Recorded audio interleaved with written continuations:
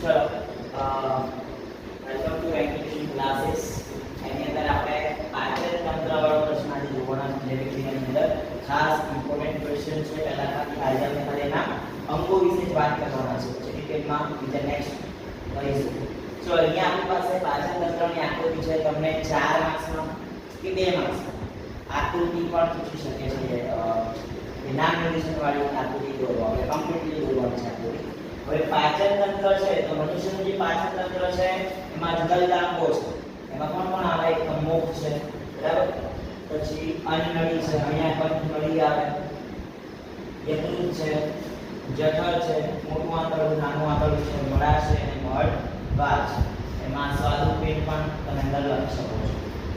હવે આ જે અંગો છે અંગોનું આપણે માહિતી થોડી મેળવી લઈએ. તો સૌથી પહેલા મનુષ્યનું જે પાચન તંત્ર છે મુખ્ય 2 ભાગોનું બનેલું છે, બરાબર.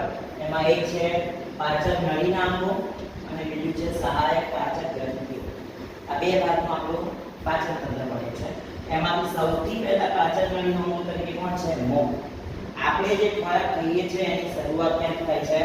મુખથી થાય છે. આપણે કોઈ ડાયરેક્ટલી તો એમથી અંદર અન્નનળીમાં ઘૂસેડતા નથી, બરાબર. એટલે પ્રશ્ન એવો પૂછે છે કે ખોરાકની શરૂઆત, ખોરાકના પાચનની શરૂઆત ક્યાંથી થાય છે? તો મુખથી થાય છે. આપણા મુખથી આપણે જે કહીએ છીએ.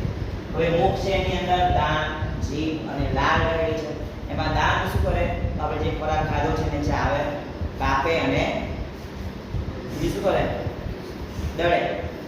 અને પછી એની અંદર જીભ છે. તો જીભ શું કરે? ખોરાકને વલોવવાનું કામ કરે છે. અને લાળ છે ખોરાકને ચીકણો બનાવે છે, એની સરળતાથી ખોરાક આપણા શરીરની અંદર આગળના અંગમાં જઈ શકે. કંઠનળી છે તો આપણા શરીરની અંદર જે આગળના ભાગે આગળ જે ખુલેલો ભાગ દેખાય છે ગળાનો, તો એ જે ઘોટેલો જેને આપણે કહીએ તો એ શું છે? કંઠનળી છે. પછી આગળ અન્નનળી. તો આ જે ગળાનો પાછળનો ભાગ છે, મુખના પાછળના ભાગને કંઠનળી કહેવાય, જે અન્નનળીમાં ખુલે છે.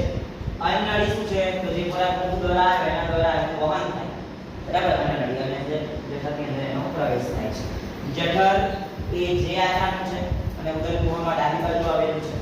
નાનું આંતરડું એ પાચન નળીનો સૌથી મોટો લાંબો ભાગ છે, જે પુખ્ત મનુષ્યમાં એની લંબાઈ 6.5 મીટર રહેલી છે.